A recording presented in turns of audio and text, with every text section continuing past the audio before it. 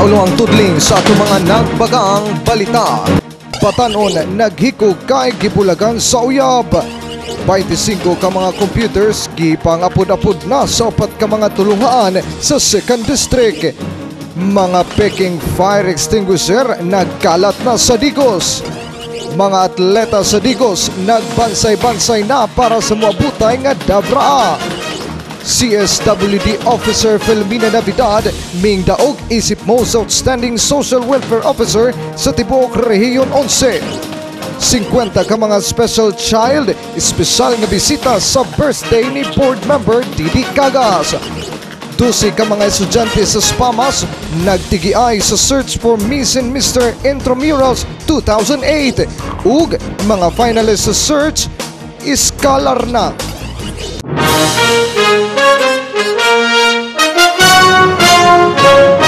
May gabi ninyo tanan, adlaw karon nga Biyernes, kauban na kinatibukang puwersa sa Digos Cable TV News and Current Affairs. Ako si Ayan Heron, ni ang mga detalye sa atong mga nagbagang balita.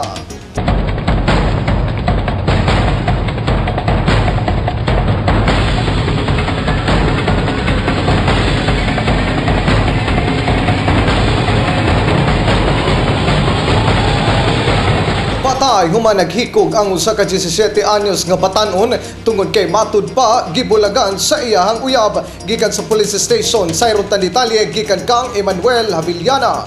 17 anyos patay human naghikog gilang biktima sa usa ka alias Junjun, residente sa barangay Dawis ning Dakbayan. Sa investigasyon sa mga kapulisan pasado alas 10 sa buntag adlaw Martes, nakita na lamang wa na kinabuhi nga nagbitay sulod sa kwarto ginamit ang PC nga nylon nga gihikot sa iyang liog. Okay, base sa mga initial investigation sa mga interview nga among gibuhat dito sa area, wala man daw kalaban daw na. Gituoan usab sa kapulisan nga gugma ang hinungdan sa pagpakamatay sa maong batan-on tungod kay gibulagan kini sa iyang hinigugma. Friend, naday laing uyab. So mo to mura gikasakit siguro niya maya tong istorya to. Pero di po takayan nga mo to hinungdan pero mao gini kasagaran mga istorya dito sa area. Emmanuel Havillana alang sa detalye. Formal nang gipang tunol sa mga nagkalain-laing mga tulunghaan sa 2nd District ang kapin sa 25 ka mga educational computers.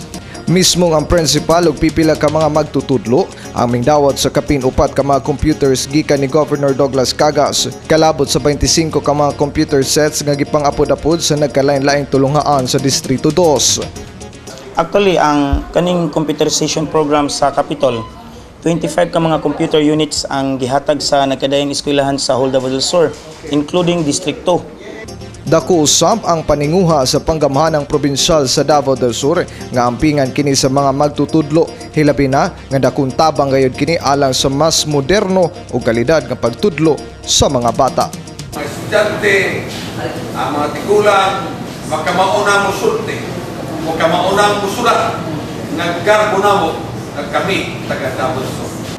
Mataas jud ang ilang performance level niini ug hasta pod ang maingganyo pod ang mga magtutungha nga eskwela tungod ani nga computer nga gipanghatag sa provincial government sa Davao del Sur.